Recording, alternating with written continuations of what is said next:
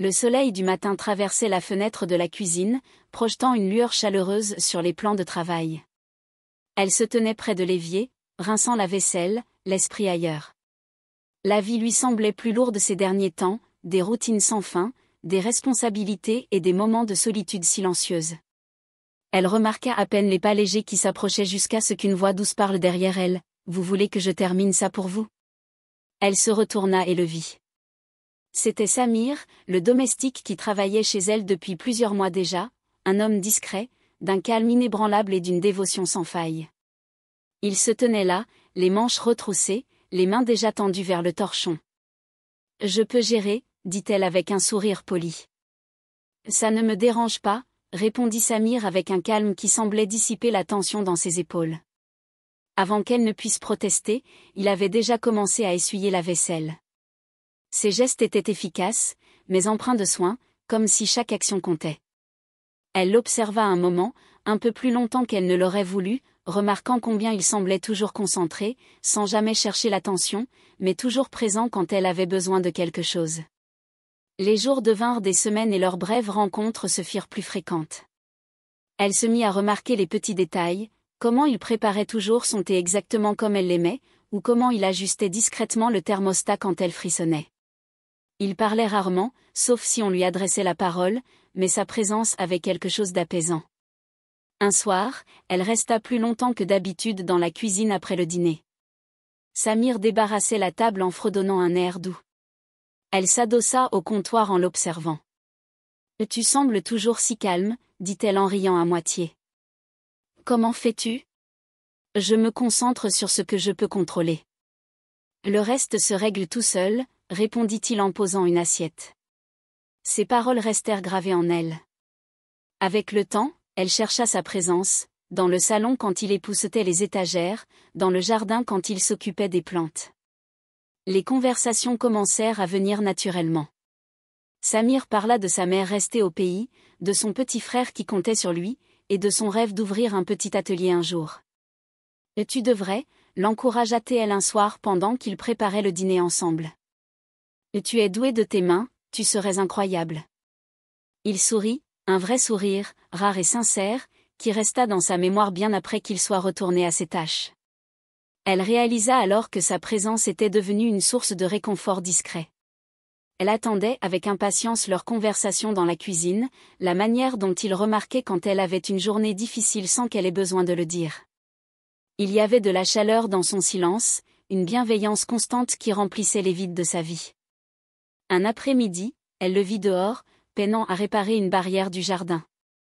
Sans réfléchir, elle attrapa sa veste et alla l'aider. Ils travaillèrent côte à côte, partageant quelques rires discrets en luttant contre le bois récalcitrant. Quand ils terminèrent, le soleil se couchait, baignant la cour d'une lumière dorée. « Merci », dit Samir doucement, les yeux dans les siens. « Quand tu veux », répondit-elle, sentant éclore en elle quelque chose d'inconnu mais réconfortant, une chaleur qu'elle n'avait pas ressentie depuis longtemps. La cuisine était devenue un lieu familier pour eux, un coin paisible où les mots venaient facilement et où l'air semblait plus doux. La présence de Samir s'était imposée naturellement, comme s'il avait toujours été là. Il se déplaçait avec une assurance silencieuse, sachant exactement où tout se trouvait. Elle s'aperçut qu'elle dépendait de ces petites attentions plus qu'elle ne l'aurait cru. Un soir, elle rentra tard, la tête lourde d'une longue journée. La maison était sombre, mais une lueur douce émanait de la cuisine. Curieuse, elle entra et trouva Samir en train de déposer une assiette sur le comptoir, un repas simple mais chaud et réconfortant. « Je me suis dit que vous seriez fatigué », dit-il doucement. « Vous avez oublié de manger plus tôt. » Sa poitrine se serra, non pas de tristesse, mais de gratitude. Elle s'assit sans un mot et Samir la rejoignit en silence à la table. « Et tu n'étais pas obligé de faire ça », dit-elle enfin, la voix plus douce que d'habitude. « Vous prenez soin de tout le monde », répondit-il. « Quelqu'un devrait aussi prendre soin de vous. » La chaleur de ces mots dura plus longtemps que le repas. Les jours passèrent et leurs moments tranquilles dans la cuisine se multiplièrent. Ils coupaient les légumes ensemble, Samir lui tendant l'oignon juste avant qu'elle ne le cherche, comme s'il connaissait sa routine par cœur. Il attrapait la casserole avant qu'elle ne déborde et essuyait la sauce avant qu'elle ne remarque. Ce n'était pas seulement de l'aide, c'était la manière dont il faisait attention à elle sans qu'elle ait besoin de demander. Un soir, alors qu'il préparait le dîner côte à côte, elle se mit à parler sans retenue. Elle évoqua sa vie, les souvenirs d'enfance, ses rêves oubliés et ce poids qu'elle portait quand personne n'était là pour le partager. Samir écouta sans jamais l'interrompre, les yeux emplis d'une compréhension silencieuse. « Et tu ne devrais pas tout garder pour toi, dit-il doucement. Et tu mérites aussi de te sentir plus légère. » Ces paroles touchèrent quelque chose de profond en elle ce soir-là. Une fois la vaisselle terminée et les lumières de la cuisine éteintes, elle resta allongée éveillée, repensant à ces mots. Il y avait quelque chose chez Samir, une force tranquille, une douceur qui persistait dans son esprit. Le lendemain matin, elle le trouva dans la cuisine, rangeant soigneusement les courses sur le comptoir. Sans réfléchir, elle tendit la main pour ajuster le col de sa chemise, un petit geste mais qui la surprit elle-même. Leurs regards se croisèrent et pendant un moment, aucun des deux ne parla. Le regard de Samir portait quelque chose de chaleureux, d'indicible, et pourtant indéniablement réel. « Merci, murmura-t-elle, ses doigts effleurant le tissu avant de se retirer. « Pourquoi » demanda-t-il, la voix plus douce qu'à l'accoutumée. « Pour être là » répondit-elle. Il ne répondit pas, mais son sourire lui fit comprendre qu'il avait saisi que quelque chose était en train de changer entre eux, quelque chose de non dit, mais d'impossible à ignorer. L'atmosphère avait changé, subtilement, mais indéfiniment. La présence de Samir ne ressemblait plus à celle d'un simple domestique, elle était devenue quelque chose de plus. Leur conversation devenait plus profonde et leurs regards se prolongeaient un peu plus longtemps. Elle se surprenait à le remarquer davantage, la douceur de ses yeux quand il souriait, la force tranquille de sa voix, et la chaleur qu'il dégageait même dans le silence. Un soir, elle était assise dans le salon, faisant défiler son téléphone, lorsqu'un bruit métallique retentit dans la cuisine. Elle se précipita et trouva Samir tenant sa main, du sang coulant de sa paume. « Tu es blessé » s'exclama-t-elle en saisissant une serviette propre. « Ce n'est rien » marmonna Samir, mais la douleur dans sa voix le trahit. « Assieds-toi » insista-t-elle. Elle le guida jusqu'à une chaise, pressant le tissu contre sa main. Samir grimaça, mais ne dit rien. « Tu fais toujours comme si tout allait bien » dit-elle doucement en enroulant prudemment ses doigts.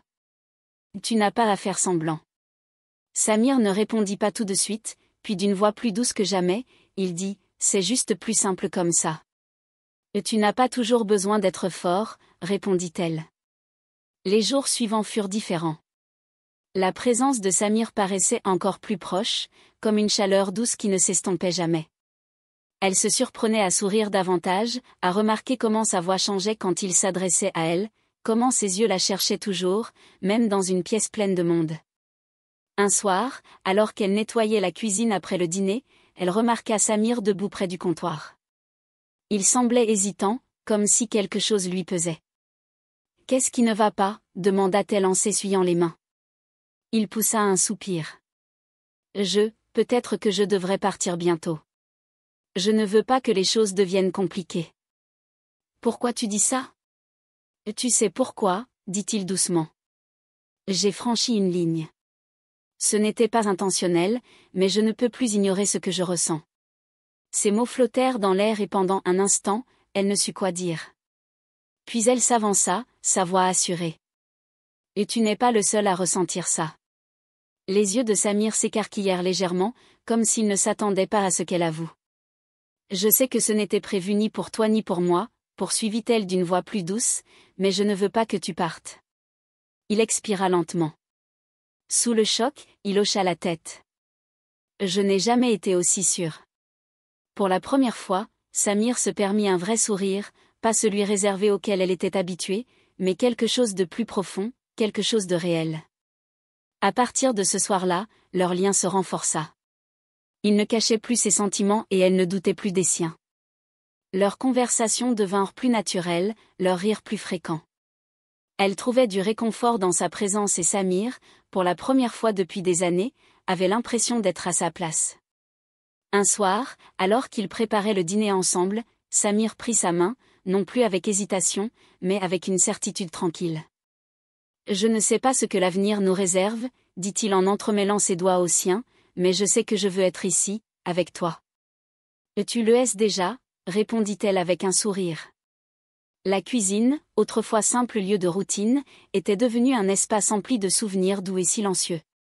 Ils se tenaient là, côte à côte, leurs doigts toujours entrelacés, deux cœurs qui s'étaient trouvés dans un endroit inattendu, mais exactement là où ils devaient être. À mesure que les jours devenaient des semaines, leur lien ne cessait de grandir. Les regards timides d'autrefois étaient devenus des sourires tendres et leurs conversations banales s'étaient transformées en échanges profonds et sincères. Samir ne retenait plus sa chaleur et elle ne cherchait plus à cacher combien elle tenait à lui.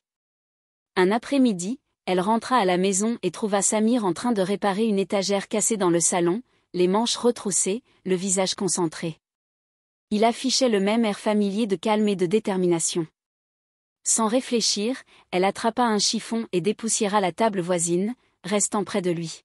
« Et tu ne peux vraiment pas rester en place, hein » plaisanta-t-il en la regardant avec un sourire. « Quelqu'un doit bien vérifier que tu fais ça correctement, » répondit-elle avec espièglerie. Il rit doucement, puis son sourire s'adoucit. « J'aime ça, » dit-il doucement, « nous, juste là, ensemble. » Elle s'arrêta, le cœur réchauffé par ces mots. « Moi aussi. » Plus tard ce soir-là, ils se retrouvèrent à nouveau dans la cuisine, préparant le dîner comme ils l'avaient fait tant de fois auparavant. Samir se déplaçait avec aisance, prenant les ingrédients avant même qu'elle ne les demande. Il connaissait sa routine par cœur. Il y avait du réconfort dans leur rythme, une sensation d'appartenance qu'aucun des deux ne remettait plus en question. Alors qu'ils étaient debout près de la cuisinière, leurs mains se frôlèrent, un geste minime mais qui fit bondir son cœur. Samir se tourna vers elle, ses yeux remplis de quelque chose d'indescriptible, quelque chose de plus profond qu'avant. « Est-ce que je peux te poser une question ?» demanda-t-il lentement. « Bien sûr. »« Tu t'es déjà demandé ce que tout cela signifie ?» Sa voix était prudente, mais emplie d'espoir. Elle posa la cuillère qu'elle tenait dans la main et se tourna complètement vers lui. « Je n'ai pas besoin de me poser la question, » répondit-elle. « Je sais ce que ça signifie. » L'expression de Samir changea, un mélange de soulagement et de tendresse passa sur son visage. Il tendit la main vers la sienne, ses doigts s'enroulant doucement autour des siens. « Je ne m'y attendais pas, » dit-il, « mais je ne peux plus imaginer ma vie sans toi. »« Tu n'as pas à le faire, » souffla-t-elle. À cet instant précis, plus rien d'autre ne comptait. Les murs de la maison, autrefois froids, semblaient désormais porteurs de chaleur, une chaleur née de la bienveillance silencieuse que Samir avait introduite dans sa vie. Il n'était plus simplement quelqu'un qui travaillait là, il était devenu une partie de son monde, quelqu'un à qui elle avait confié son cœur. En terminant de cuisiner ensemble, Samir restait proche, cherchant sa main dès qu'il le pouvait. Leur amour n'était ni bruyant ni dramatique, il était doux, patient et sincère, et dans cette cuisine simple, entourée du calme qu'ils avaient construit ensemble, ils savaient que leur cœur avait trouvé un foyer. Le lien entre eux était devenu indéniable. Pourtant, la vie au-delà de leurs instants partagés dans la cuisine apportait son lot d'incertitudes. Samir s'éloignait souvent, comme s'il pensait qu'en mettant de la distance, tout serait plus simple. Elle l'avait remarqué, la manière dont il évitait de rester trop longtemps, la brièveté de ses sourires. Un soir, elle le trouva dans le jardin silencieux, en train de réparer un robinet cassé. Son calme habituel semblait tendu. Elle comprit que quelque chose le préoccupait. Samir se redressa lentement, s'approchant de lui. « Qu'est-ce qui se passe ?» Il s'essuya les mains et se tourna vers elle, le visage empreint d'hésitation. « J'ai réfléchi.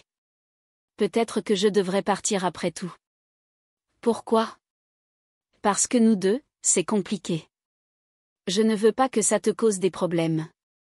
Les gens parleront, et je ne peux pas te faire porter ça. »« Tu crois que ça m'importe, ce que les gens disent ?» demanda-t-elle, sa voix plus assurée. « Ce n'est pas que ça, » répondit-il à voix basse. « Je veux t'offrir plus que ce que je suis aujourd'hui. » Elle s'approcha encore, ses yeux ancrés dans les siens.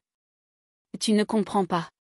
Tu m'as déjà donné plus que ce que j'attendais, plus que ce que je pensais avoir besoin. » L'expression de Samir s'adoucit, mais le doute persistait dans son regard. « Tu mérites mieux, » murmura-t-il. « Ce que je mérite, c'est quelqu'un qui me fait sentir en sécurité, quelqu'un qui me comprend sans que j'aie à parler, quelqu'un qui me regarde comme toi tu le fais. Il ne répondit pas tout de suite, puis il tendit la main à nouveau, refermant ses doigts autour des siens, cette fois plus fort. Je ne veux pas partir, avoua-t-il, mais je ne veux pas non plus que tu regrettes. La seule chose dont je sois sûre, c'est toi, répondit-elle doucement. Samir serra sa main un peu plus fort, son pouce caressant ses doigts.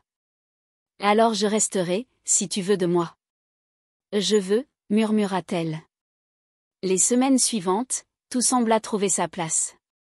Samir ne gardait plus ses distances, il était présent non seulement dans son rôle, mais aussi dans sa vie. Il riait plus librement, partageait des souvenirs de son passé et emplissait la maison d'une chaleur qui lui avait cruellement manqué. Un soir, alors qu'ils étaient assis après le dîner, Samir saisit à nouveau sa main. « Je sais que ce n'était pas facile, dit-il, mais je suis content qu'on ne se soit pas éloigné. »« Moi aussi, » répondit-elle, ses doigts reposant avec assurance dans les siens.